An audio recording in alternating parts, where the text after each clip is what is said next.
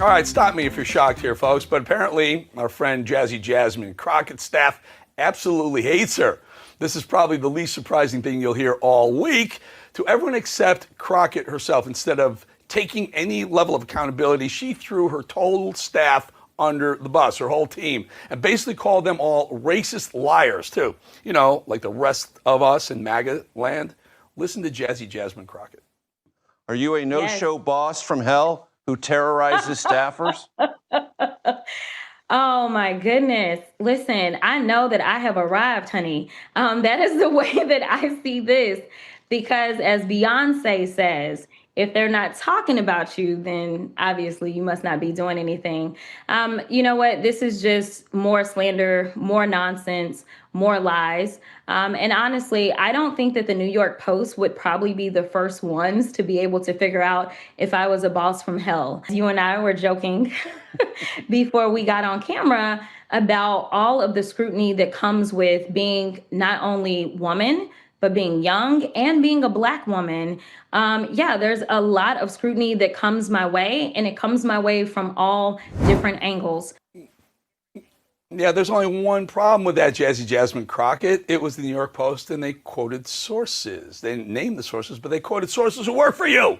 They're not making it up. It wasn't an opinion piece. Stop it. Stop blaming everything. It's not because you're a woman or Black. It's because you're nasty. I said it. Nancy Pelosi and the radical Democrats refuse to let certain things go. One losing issue that the party of the freaks and weirdos simply will not drop is that gender-affirming care. Remember that thing that worked so poorly for them in 2024? And gender-affirming care for a group that they call trans kids. Here's Pelosi doubling down. Good luck with this, Nance. How is your office responding to the pauses in gender-affirming care here in California? Well, that is something that I'm working for at the national level, and we have, how can I say, are hoping that we can have gender-affirming care for our trans kids. You know, I'm not sure why they didn't learn their lesson in 2024. And you have even liberals and Democrats saying, you know, we went too far. And now they're going to see what happens. The pendulum slowly moves and moves over to Trump MAGA world. And then all of a sudden it starts creeping back. It's called a slow creep. Sometimes it's of communism, and this time it's of gender wokeness. And the whole woke brigade, I think they're not dead. I think they're just lying in wait for their next opening. And Nancy Pelosi, good luck with that.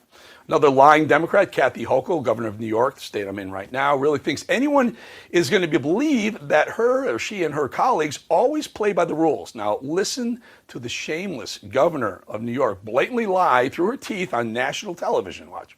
If this is how they're going to play the game, we're going to fight fire with fire. I didn't want to take on this fight. I've always followed the rules. Democrats always follow the rules. But when they're willing to do this to subvert our democracy, shame on us if we don't stay. See this? They use the heightened rhetoric, fire, this is our play, fire, and they always talk about it. They're the one they accuse us of being. They're the ones at the party of violence, the weirdos. CNN, really a strange place. Instead of booking guests who want to discuss hard-hitting and real American topics, they continue to book the same 5 or 6 Democrats just to inflate their egos. Check this out. This clip from Dana Bash and her sit-down with, you know that guy, Mr. Millionaires and Billionaires, Bernie Sanders.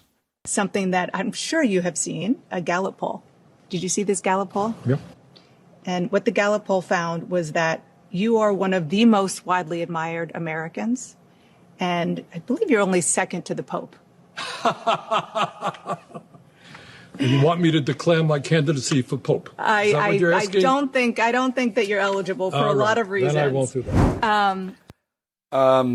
What poll is that where Bernie Sanders comes in second to the Pope and all of Americans? I'm not really sure. Another CNN poll, perhaps, as accurate as they have been over the last 4 years.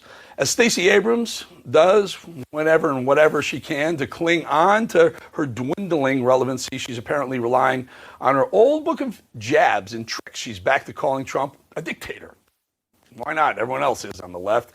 There's nothing to support her claim, but listen to this garbage. Among the many other vile things that Donald Trump has been called, including tyrant, liar, scam artist, he is also an aspiring dictator, supported and guided like a puppet by a cabal of tech billionaires, Christian nationalists, and xenophobes who all have his ear and understand government a lot better than he does.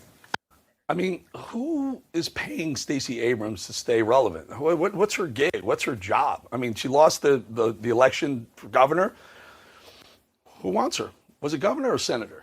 I don't know, whatever. It didn't matter. She got smoked. Doesn't matter. Why is she still around even? She's hanging around way too long. Speaking of asses, Karen Bass has gone off the deep end. The Los Angeles mayor clearly has no clue who elected her and who she is supposed to be working for, because all she seems to care about is illegal immigrants. Well, here's the latest. In the past several weeks, we've seen the chaos and cruelty of immigration raids in this city. We have seen how they have impacted families. I am frankly worried about those families and if they're still hanging together, especially economically.